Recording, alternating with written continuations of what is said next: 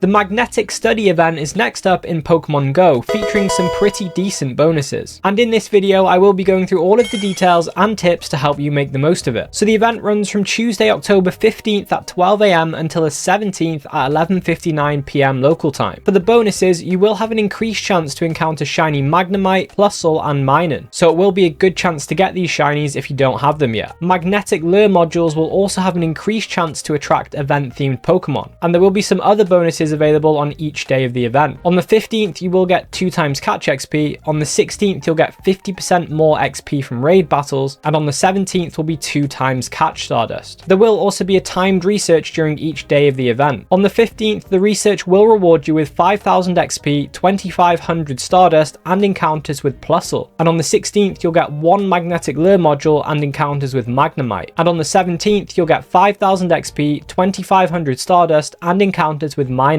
For the raids, in 1-star raids will be Alolan Diglett, Hisuian Voltorb, Skorupi, Mienfoo, and Rockruff. In 3-star raids will be Lapras, Snorlax, Druddigon, and Hisuian Decidueye. In 5-star raids will be Origin Form Giratina, and in Mega raids will be Mega Sableye. In 1-star max battles will be Max Grookey, Sobble, and Scorbunny, and in 3-star max battles will be Max Phalanx. And in field research during the event, you will be able to encounter Magnemite, Plusle, and Minun. But are these event Pokemon any good? Well, both Plusle and Minun have no meta relevance, so the only point of hunting them is to get the shiny. However, this isn't the case for Magnemite. Magnemite's evolution Magnezone is the 9th best electric type raid attacker and the 15th best steel type attacker, and as a shadow it's even better. Shadow Magnezone is the best electric type raid attacker in the game, and it's the 6th best steel type attacker. So this event could be a great chance to get some regular Magnezone, or just generally some candy so you've got enough to evolve and power up a shadow version. And shadow Pokemon come and go from the game pretty often, but Shadow Magnemite is actually currently available from the electric type grunt that says the line "Get ready to be shocked." It is, however, one of 6 possible encounters, so it might be a little bit tricky to get, but it is definitely worth hunting because of how good of a raid attacker it is. And remember, evolving Magneton into Magnezone isn't as easy as just getting 100 candy. You need to evolve it when you're near an active Magnetic Lure module. And during this event, you will be able to get a free Magnetic Lure module from the timed research on the 16th, but if you are unable to complete it, then there are some other ways you can get a Magnetic Lure module. Some ways of getting them include placing highly in showcases, rewards from research, and you can also buy them from the in-game shop. But this isn't the only Pokemon that requires a Magnetic Lure module to evolve. There are actually 2 other Pokemon that need it to evolve, so it'll be worth evolving them whilst you have your Magnetic Lure module active, or if you find another player has put one down. So along with 50 candy, you can evolve Nosepass into Probopass, and with 100 candy, you can evolve Charjabug into Vikavolt whilst near a Magnetic Lure module. And remember, to do these evolutions, you do need to be standing pretty much right on top of the Pokestop with the active Lure module. Probopass doesn't have any meta relevance, but Vikavolt on the other hand is the 9th best bug type attacker, and it will be ranked even more highly when it gets access to a shadow form. And another tip for the Magnetic Lure module is that on events like Community Day, where lures last for 3 hours, if you go to populated areas where there are a lot of Pokestops, you might actually find some people will put down Magnetic Lure modules as well as the general Lure module. So if you don't manage to get your own Magnetic Lure module or find somebody else's during this event, then Community Day might be another good way for you to get these evolutions done. It's also worth noting that this event will be a great opportunity for you to get a high IV Magnezone, with Magnemite being in field research where it has a 10-10-10 IV floor. But what about the Pokemon in raids? Are any of them actually worth raiding? So Skorupi could be an option because Drapion is ranked 37 in the Great League with 215-14 IVs, and it's ranked 26 in the Ultra League with 0-15-15 IVs. It's worth noting though that there is a 10-10-10 IV floor from raids, so if you do want the perfect PvP IVs, I would wait and find Skorupi in the wild instead. Origin Form Giratina is well worth raiding because it is the 4th best ghost type attacker, and it's ranked 23 in the Master League. And in its altered form, it's ranked even higher in the Master League at rank 13, and it is ranked 4 in the Ultra League with 112-15 IVs. And despite the altered form not being available in raids currently, the candy that you get from catching Giratina Origin can be used to power up an altered form if you have any. So I would recommend using raid passes on Giratina Origin, and for the event Pokemon, I would recommend focusing on catching Magnemite. And with Magnezone being such a strong raid attacker, how can you maximize on its candy for this event? So this event will be a good opportunity to do some trades, because trading this season will get you 1 additional candy and a guaranteed XL candy, so it's definitely worth trading or mirror trading any Pokemon you want extra candy for rather than just transferring them. So I would recommend doing this with any of the Magnemite that you get from this event if you want to power up a regular Magnezone or a Shadow Magnezone. And you can always use Peanut Berries on the Magnemite you catch during this event to double your candy gains, and you can Mega Evolve a Pokemon that is the same type as Magnemite to get more candy, Candy XL and XP when you catch it. And as Magnemite is an electric and steel type, you can Mega Evolve Ampharos, Steelix, Scizor, Aggron,